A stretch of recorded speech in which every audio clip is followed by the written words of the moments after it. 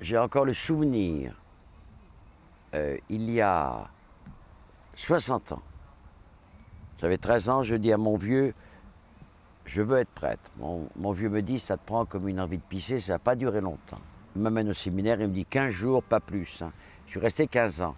C'est une grâce de Dieu d'avoir pu subir mes maîtres pendant 15 ans. Ils m'ont subi aussi d'ailleurs. Et c'est après que j'ai découvert le Christ dans le Saint-Sacrement, parce que j'avais fait ma communion à toute biture, donc le Christ c'était très vague. Et en lisant l'Évangile, j'ai été happé par cette phrase, Dieu est amour. Ces 3 mots m'ont illuminé depuis 60 ans. Je suis rentré en 7e, mon pote. 7e. Et c'était des études classiques d'un môme, mais on était enfermés. 2 heures, on pouvait parler chaque jour, pas plus. Et à chaque fois que je parlais, souvent dans les rangs, j'étais puni. On devait faire un chapelet pendant la récréation d'une demi-heure, ou un rosaire. Non. Je me demande comment j'aime le rosaire maintenant. On broyait un peu la vocation, quand même, par cet à côté. Mais en même temps, il y avait cette lumière de Vatican I qui nous projetait dans la prière, avec des liturgies, etc. J'aimais beaucoup. Mais je confesse dans les avions. Je demande toujours à l'hôtesse, s'il y a des places de libre, d'avoir un siège libre à côté de moi pour mettre mes dossiers, pour écrire. Et il y a parfois des gens qui viennent. Curé, tu me confesses. Je te jure que confesser à 10 000 mètres d'altitude, c'est mystiquement très, très, très beau. Ah ouais. Nous avons, nous, la grâce d'une parole redoutable. Nous sommes les êtres les plus libres au monde, les prêtres, parce que nous parlons au nom de Dieu, pas à notre nom. Donc on peut y aller plein pot. Chaque prêtre n'a pas le don de la parole. Ça, c'est vrai. C'est vrai, ça.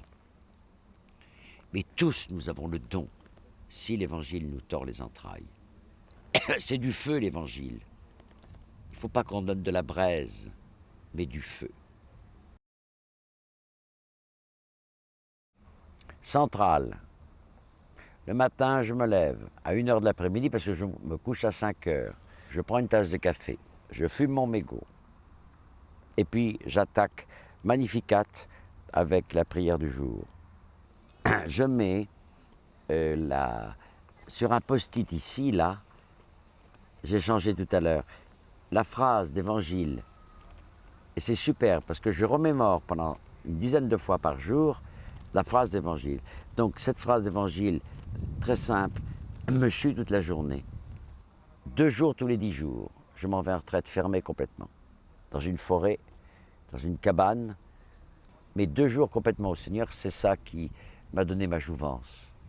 J'alimente dans la prière la force de Dieu. Je vois les scories par le silence de ma vie et je peux les corriger là. Sinon je me serais foutu une balle dans la tête, mon pote. Le célibat est difficile à vivre. Oh oui.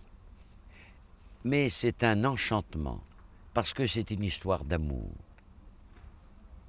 Et c'est savoir que du matin au soir, là, ici, là, bon, je suis bouffé du matin au soir, 12 heures.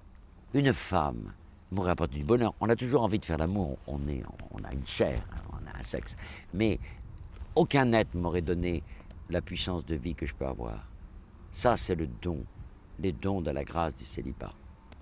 Et bien la vie du prêtre est une vie de souffrance. Tu portes la souffrance des autres. Tu leur envoies au Christ et à la résurrection.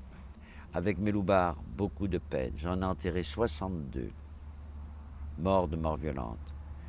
Je dirais, je remercierai jamais assez l'Église de m'avoir donné, de m'avoir appelé au sacerdoce. Et je dis que le prêtre que je suis, je le dois au Loubar. Et c'est toujours le peuple auquel on est confié qui nous amène la force d'être prêtre.